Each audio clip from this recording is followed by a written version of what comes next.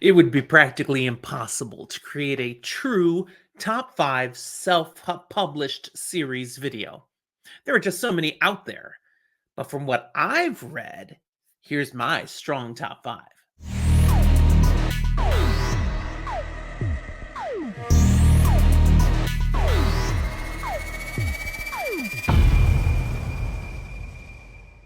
Welcome to Fantasy for the Ages, the show where a father and son talk about fantasy, science fiction, and other nerdy things that we enjoy.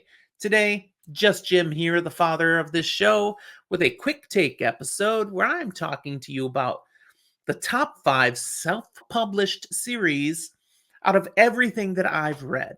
Now, admittedly, I have not read as much self published works as other things out there, but they've been picking up speed in recent years and definitely over the last decade.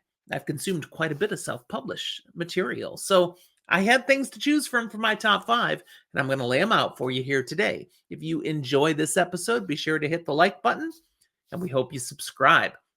And leave any comments you have about these down below. If you've got other self-published series that you'd put in your top 5, share them with me. They might end up on my to-be-read list. So what do I have? 5 series, and if you haven't read any of these series, you've read some but not others or whatever, I hope you'll check them out. Number 5, the Arisen series by Michael Stephen Fuchs and Glenn James. This is strong zombie apocalypse driven with a military ops kind of perspective here. 14-book series and a few prequels and offshoots. I've talked about this series before, especially on episodes where I was dwelling into zombie apocalyptic literature. I have never read something that is such an adrenaline rush that has you hanging on to the edge of the seat, which would be down here, sorry, all the way through the books, from page 1 to page end. Love this series, and I look forward to reading it again someday. So, Arisen. Don't say you don't like zombie apocalypse and don't check it out. This is worthy. Number 4, the Silo series by Hugh Howey. Some of you are going, oh, wait a second, that's not self-published. It was when it first came out. We've got Wool, Shift, and Dust, the 3 books of this trilogy, and when Howey first rolled it out, he was not an accomplished, well-renowned author yet. He was just dropping his books out there, and he got picked up. That's the dream of many self-published authors, and Hugh Howey is living the dream. He's living it next level because his originally self-published works is now being adapted for television on Apple TV+. 1 season's out there. It was fantastic. I look forward to season 2. If you've not read this trilogy, read it. And don't listen to Spencer over at the Fantasy Files podcast, who for some reason didn't like this trilogy. I love Spencer's takes on most books, but he's wrong on this one. Number 3, Rhaenyra Revelations by Michael J. Sullivan. Again, this is a series that started out self-published, but was so good, picked up such a following that a traditional publishing house picked them up.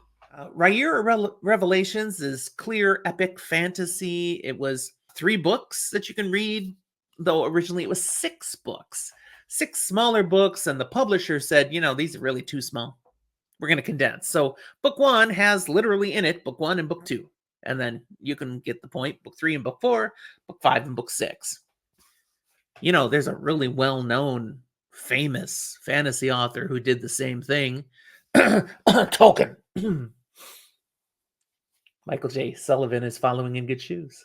I certainly enjoy Rhaenyra Revelations. One of our original fans on the show pointed me to this. Zach read them too. We enjoyed them. I've gone on to read the further books that were written, Rhaenyra Chronicles, because Rhaenyra Revelations is a complete story. It's done. The Chronicles then goes back in time, telling us some prequel stories, how these 2 main characters, Royce and Hadrian, how they come to be who they are in Revelations. And then Michael J. Sullivan has also been writing the Legends of the First Empire, set in the same world, but throwing it back hundreds and hundreds of years. I haven't got to those at all yet, but I will. They look pretty good. Another of our fans, Marguerite, is big fan of First Empire. So I hear you, brother. I'll get there. But that's number 3, Ryura Revelations. Number 2, The Tragedy of Sedaine by John Palladino.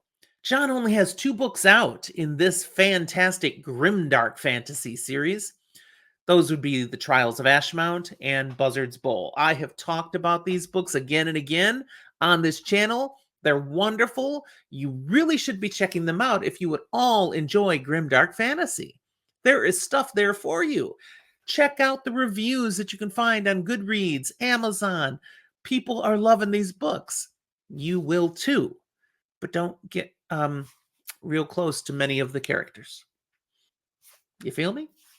There is a short story collection in the same Sedaine world about to be released, and book 3 of the series is soon to come out. He's still working on it. It's not done, so soon is perhaps not the right word to use, but he's making great progress of it. I believe it's called City of Eagles, and it's going to be worth waiting for. But number 1, my top 5 self-published series, hands down, no contest. I've talked about this again and again. I've even had this author on the show to do a author interview, and that would be Zombie Fallout by Mark Tufo. 22 books out there already, plus a novella. There are more books on the way. There are tie-ins of this series to other series Tufo has written, like Lichen Fallout, other things that he's partnered with people on, like United States of Apocalypse, also has ties in. There's so many connections that flow from Zombie Fallout, but this is where Mark Tufo started his writing.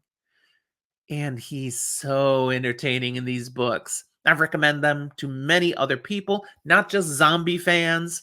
Anyone who enjoys good fiction, good fantasy fiction, sci-fi fiction, the merging blend of the two, even throwing a little horror, except it's not really scary.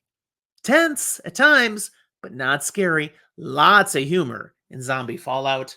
I'm so glad he continues to write these adventures of Mike Talbot, his family and his friends. So good. Those are my top 5.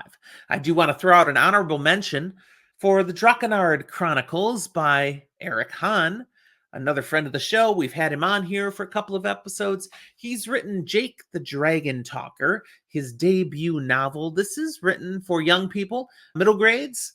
It's great fantasy, though. I enjoyed reading Jake the Dragon Talker. You can find my episode on it. And now, just here, May 1st, book 2 came out, Xander the Shadow Girl. Loving it. I've read both of these now. I look forward to seeing more books come out in this series. He's not just writing 2. He's not just writing 3. We're going to see where this series goes. But Eric is onto something. He's writing good material. So check those books out too. They're not in my top 5, but they're solid and they get an honorable mention. That's where I'll leave you. I hope you'll check out these books, enjoy them. If you do check any of them out and haven't read them before and are like, wow, Jim was right, tell me, and put it in a comment box. Come find me on Twitter or jump into our Discord server and join us there. An invitation is down in the show notes. Thanks for watching. We'll talk to you next time.